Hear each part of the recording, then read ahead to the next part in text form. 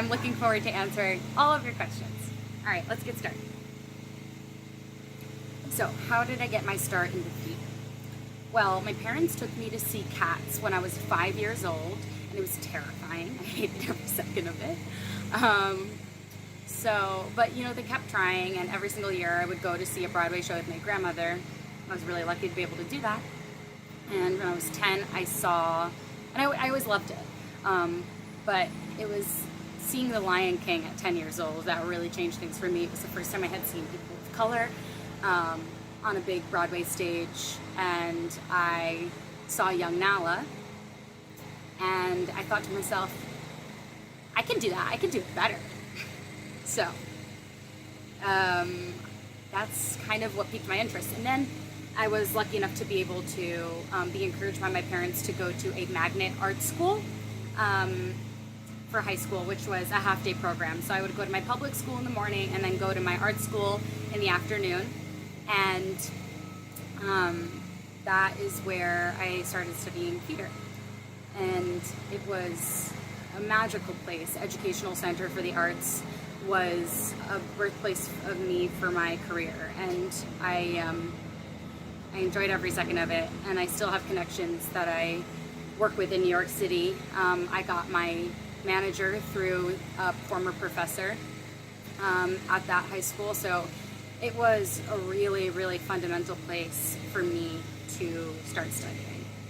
What is my favorite show that I've worked on? Well, I have really loved every show that I've worked on in a very different way. It's kind of hard to pick a favorite.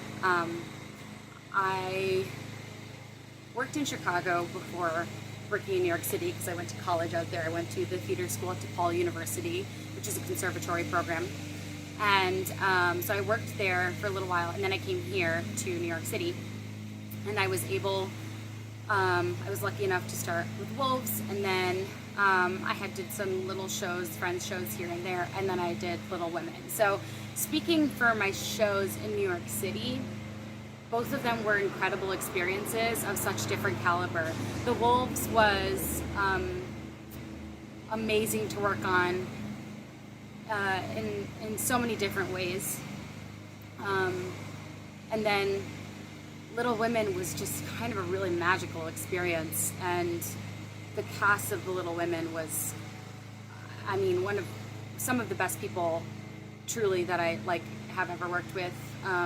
Not from a talent perspective, but just from a joy perspective and a resilience.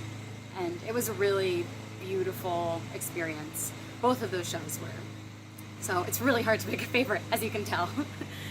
Let's see. What do I think is most important about community?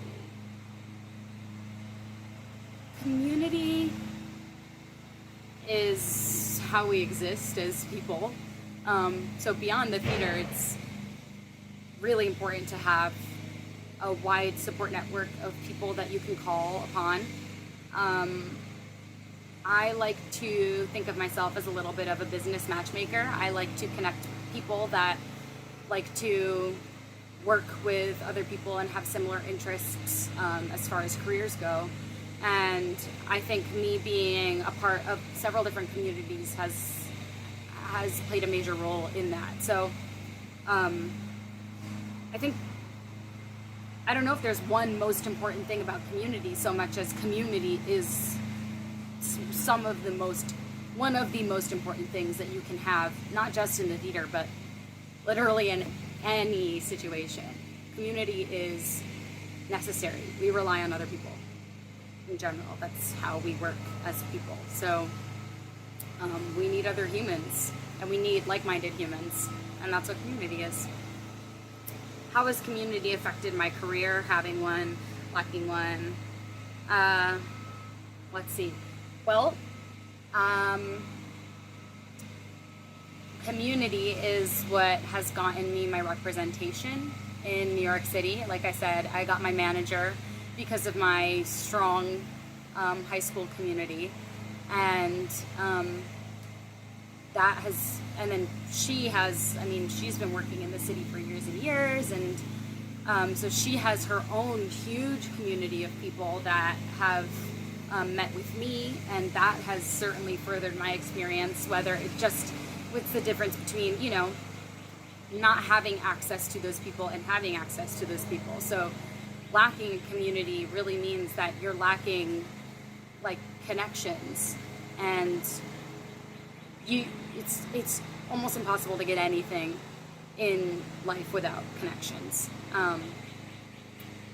whether it be a job or whether it be just being introduced to somebody else that could get you a job or that could work with you to create a whole new thing that the world has never seen before. So like I said before, community truly is, it's one of the most important things to have as a theater artist and beyond. Some upcoming projects or theater trends I'm excited about. Well, I, last year with a couple of my friends from my conservatory in college, founded a theater company actually called the Kaleidoscapes. And we are a company, an eco-theater company dedicated to creating more education and outdoor access for people all over the country to become more involved with their environmental communities. So I'm really excited about that theater trend. I really love seeing the work of so many different eco-theater companies that are working to educate the public, educate themselves, and bring science into a theater space. I think that artists are very often thought of as super heady and woo and like, I don't know, just like kind of dirty and like scavengery. And I don't think that we're necessarily thought of as engineers of new educational experiences or scientists. And I like to think of myself as somebody that is deeply invested in science and is deeply invested in engineering a new kind of educational theater for young people and for old people and for all people. So that's something I'm really, really excited to see happening and to be a part of as well. Eco theater, check it out. Let's see. What can actors do to brush up their skills at home? It's funny, I was just talking to my mom about this morning.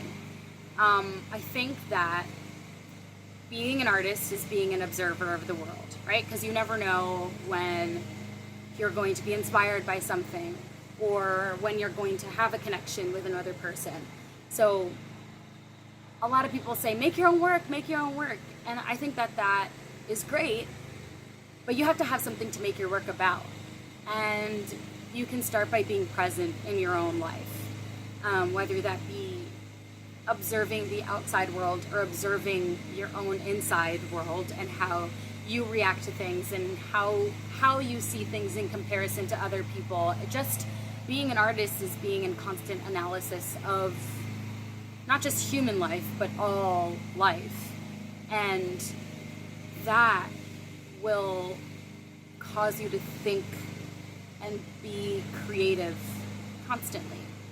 Whether you take that creativity and do something with it is a different story, but I truly think that being an artist is being an observer of life. And if you can hone that skill every day, then you will never stop working. I think that that has been something that has carried me always back to the arts in moments of doubt of whether this career is too hard or too much or doesn't pay enough or it's not going fast enough. The thing that has always brought me back is noticing something and seeing it in a new way and talking about it with another artist or writing about it myself and having just a constant wonder of the world is really a skill that needs to be practiced. And I think that's something that you can practice every day at home. What do you love most about being an actor? Well, I can't lie. I love the attention. That's something I can't lie about. I love the connection with other people. I love trying to truly recreate and finesse specific moments between two people, between a person and a non-human being, because, you know, there's a lot of times where actors are playing non-human animals on stage. But I really love just that, like, recreation of a connection. It requires the utmost presence, and it takes you away from everything outside of yourself, and really brings you into a new world with another person alongside you. And that is something that you don't get in a lot of careers. That is something that's really, really beautiful about being an actor. And I think that's what I love most, aside from the attention. That is definitely something that I love most, is practicing connection, right? Because I can be in connection with a lover or a family member, but to practice connection, actively practice connection with a stranger, which is often what you're doing in an audition or in the first rehearsal of a new play, to be open and vulnerable with a complete stranger in a safe space is something that is rare. And it's really exciting, and I can't wait to do it again. Let's see. In spite of it all, what is your favorite thing about the theater that you know will prevail? And I think what will prevail is an intense care for the world. Because I think that's what a lot of art, and specifically theatrical art, is born out of. And by far, right now, during this time, a lot of artists have to feel so many things and not have a rehearsal room or an audition to kind of expel all of those feelings.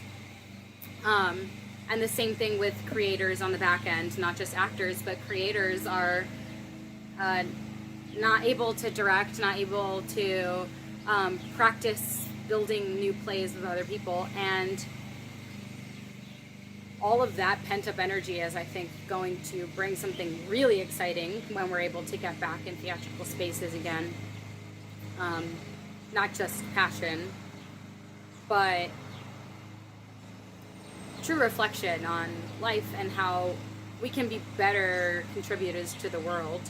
I think that's always what people in the theater are trying to do, is trying to tell stories to build a better world. And we're going to be really in need of that after this.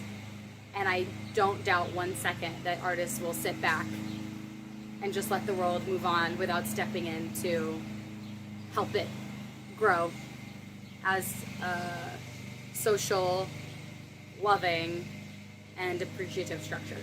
So, I asked the audience for some questions, and I picked a couple of my favorites to answer. So, here we go. What is it like as a young, up-and-coming actress in the business? Well,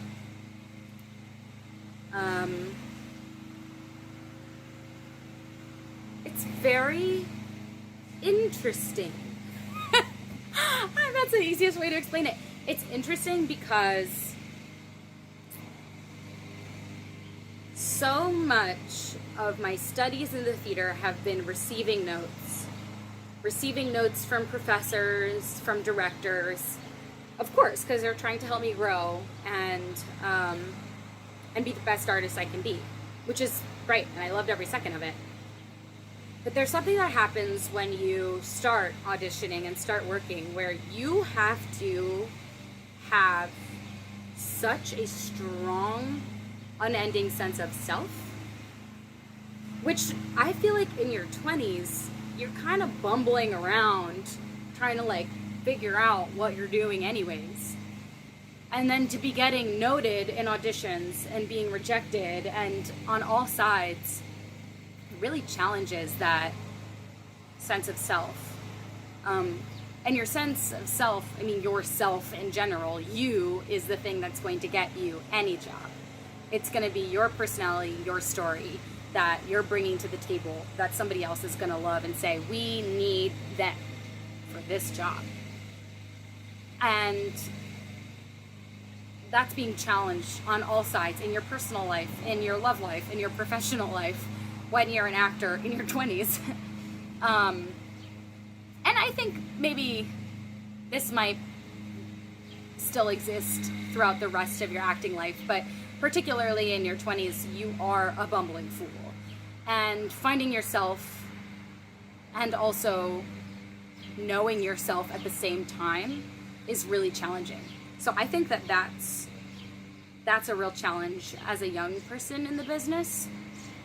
But the beauty of it is that you have, I mean, your entire life to make it. And patience with yourself and with others that are just getting to know you is a strong value to hold. And really getting to know yourself, I think.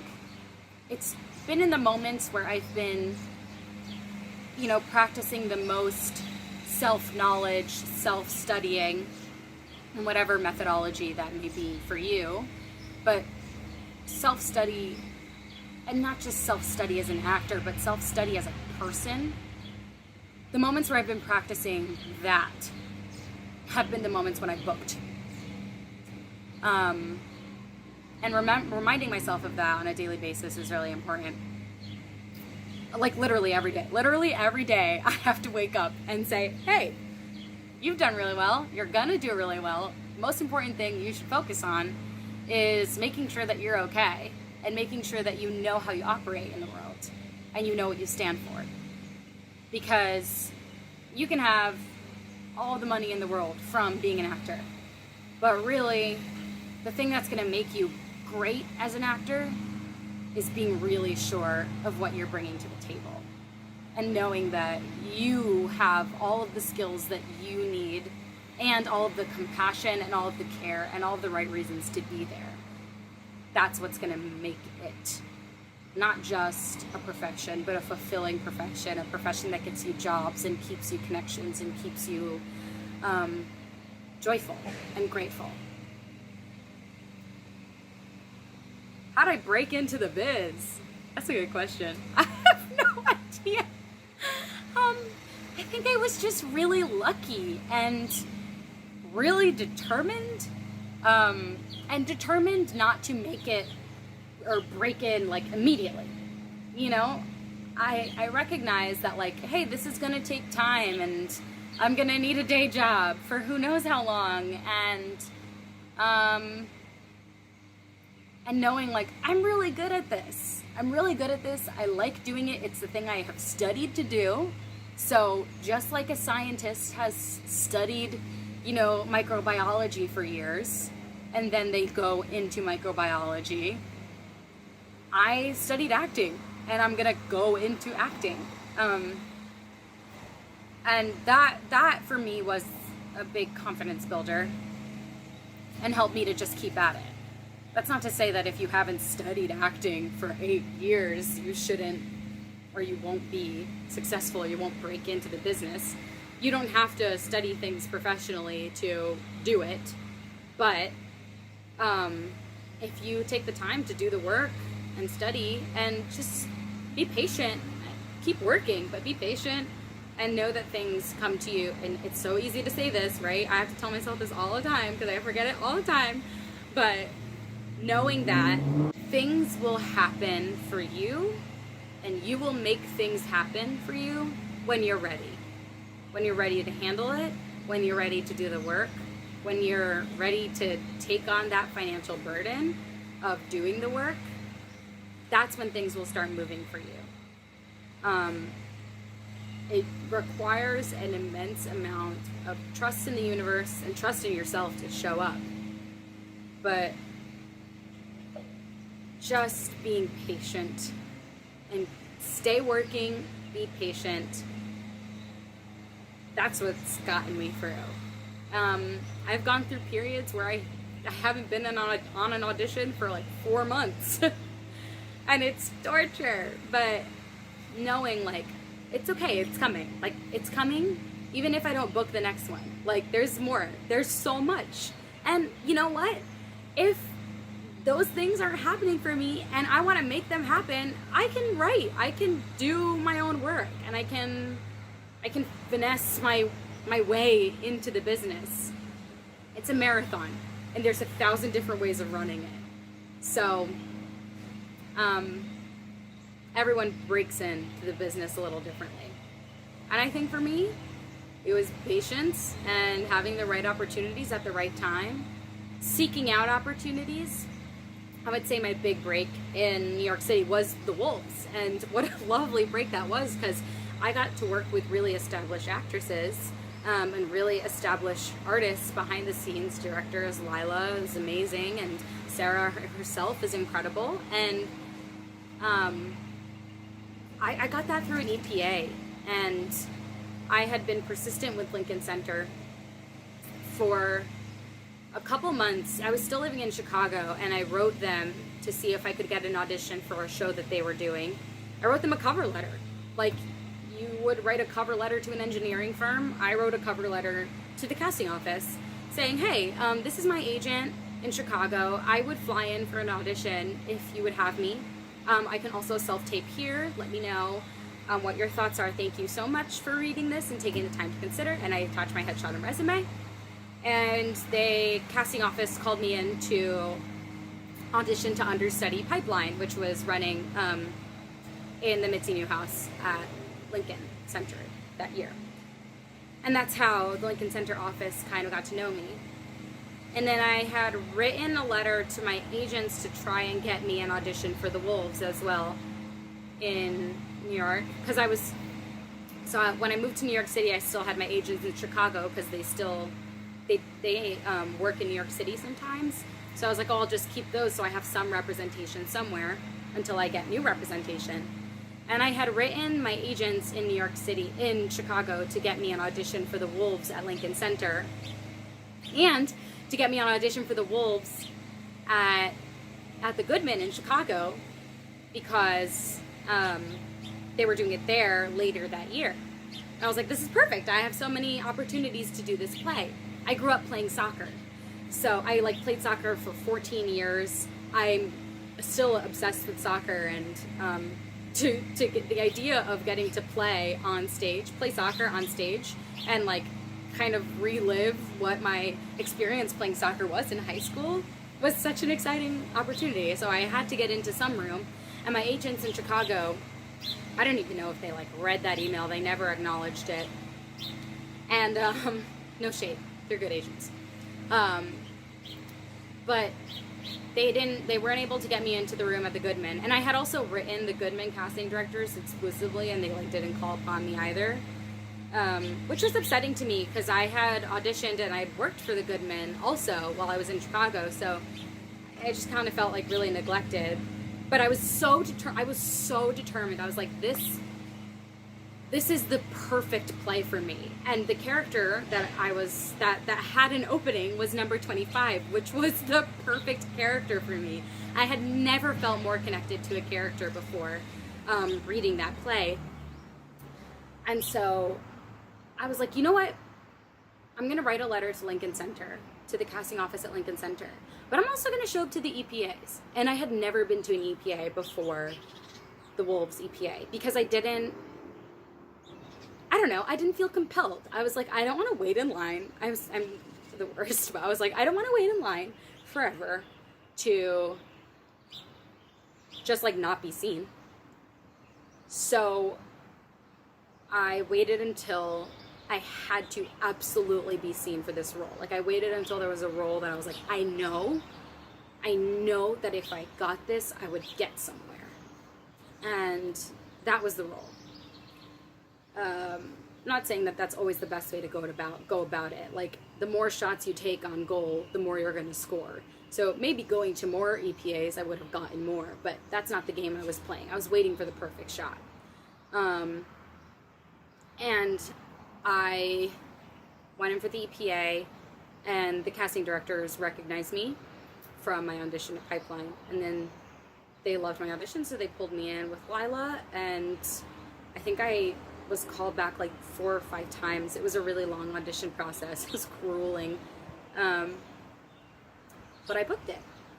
And something in me knew the whole time,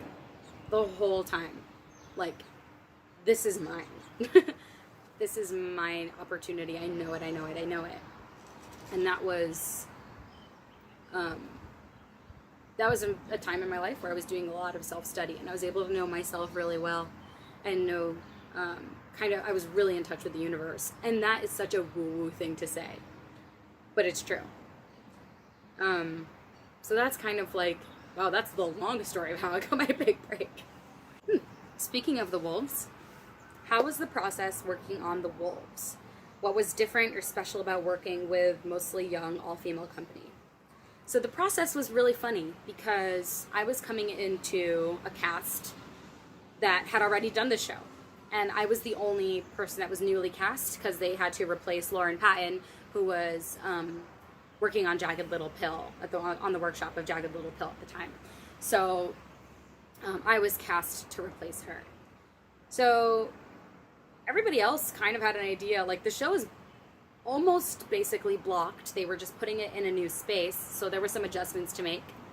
But I was coming into a cast that already knew all the lines. They knew all the story, bits and pieces inside out.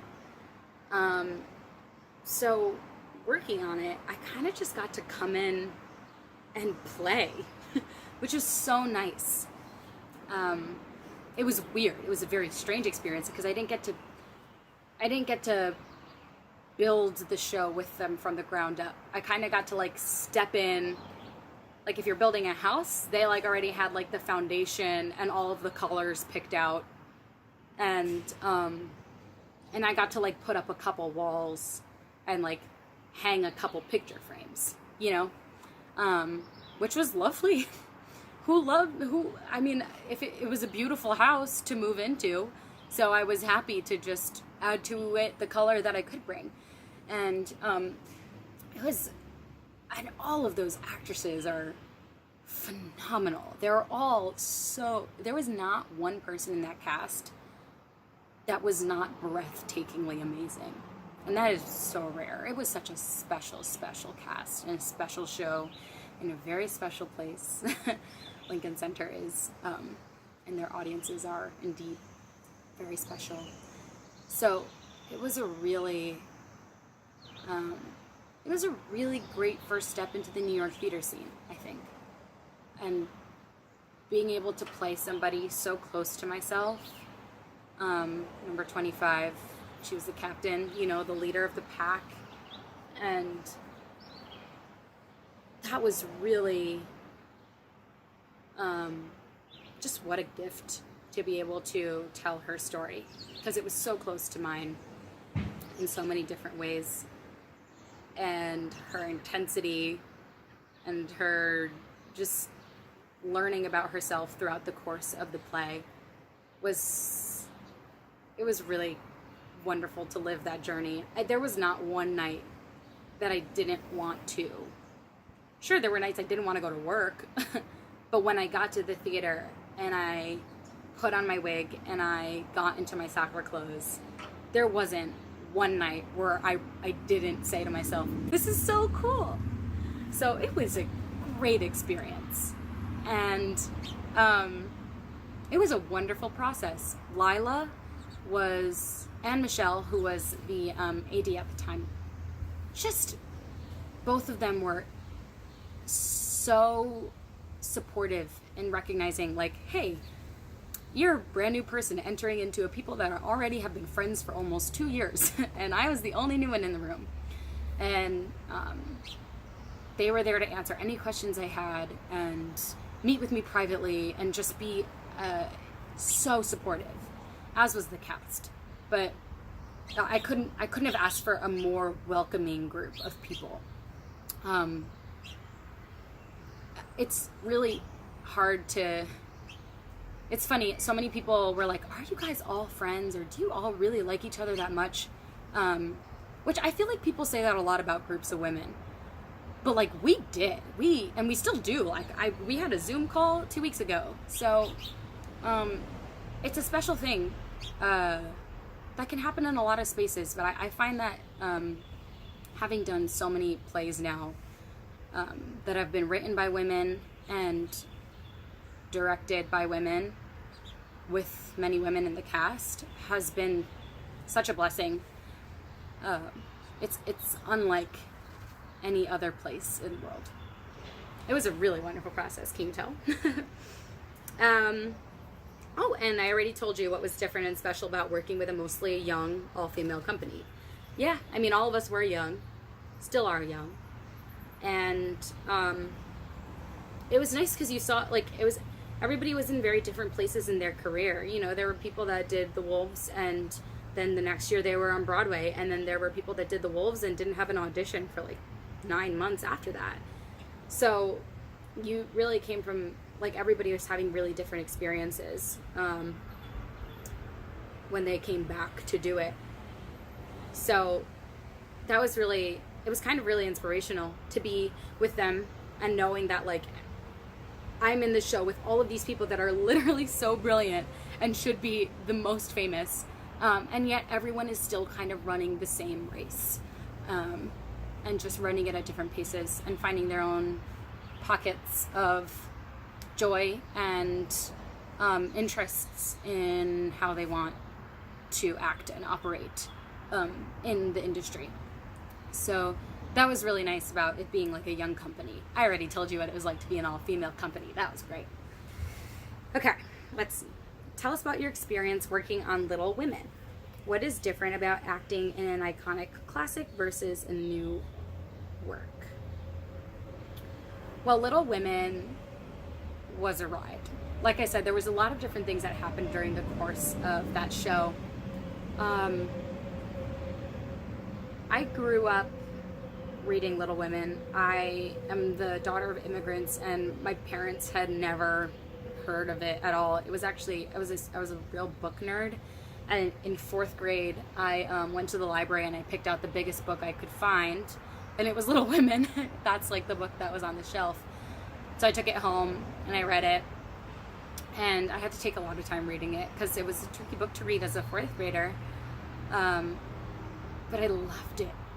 And when I heard that it was going to be at Primary Stages, I was like, oh my gosh. And then I read it, and like Kate Hamill's version of the story is,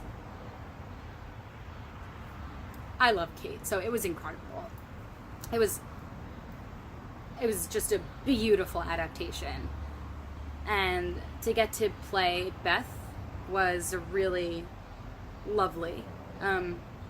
I grew up, my sister had cancer when I was really young. I was 3 years old when I was 2.5 when she was diagnosed, and I was 4 by the time she was in remission. So it was a really long, grueling process, and there were a lot of moments where, you know, we didn't know what her prognosis was. So I spent a lot of time in my early years around sick and dying children, and I was friends with a lot of them. I became friends with people, little kids that died, that ended up dying at a very early age, specifically Emily Polito.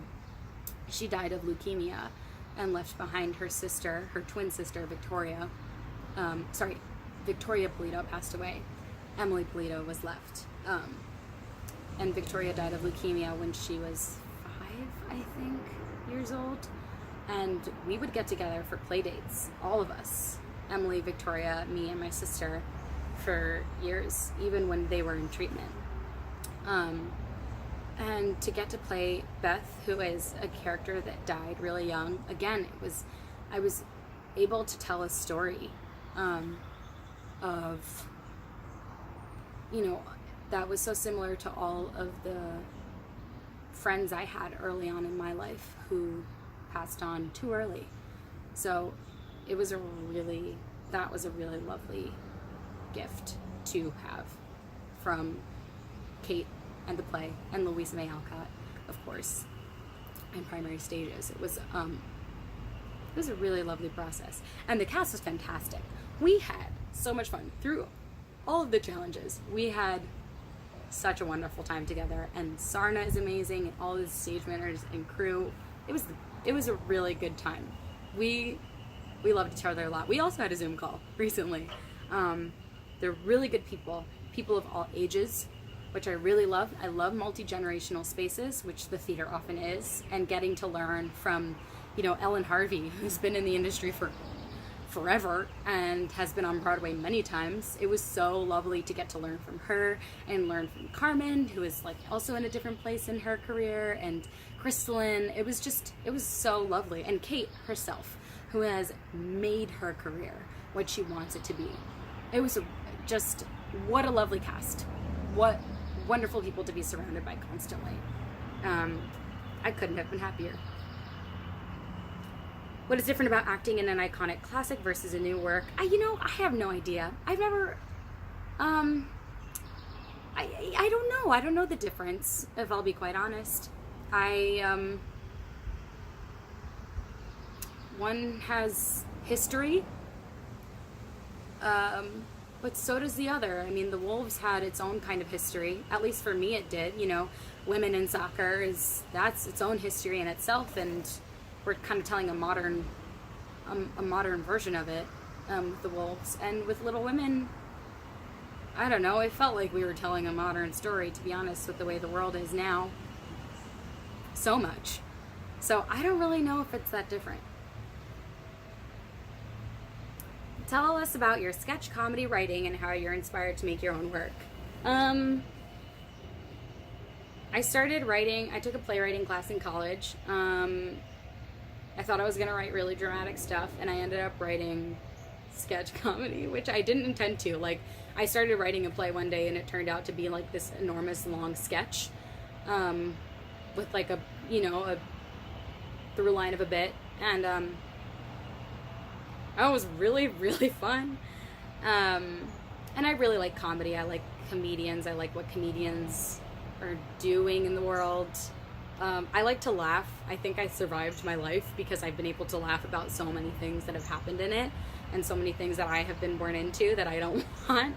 Like, being able to laugh about it has been a saving grace. So I think that inspires me. I also just I don't know, it's fun to be stupid and fool around, and I think that's all that comedy sketch writing is. It's just being stupid about real things, and playing and being childlike, and feeling funny is fun.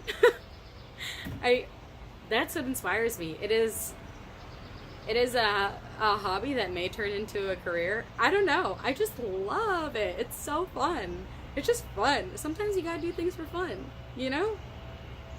Well, thank you so much for joining me and listening to me talk for all the time that you did. Bye!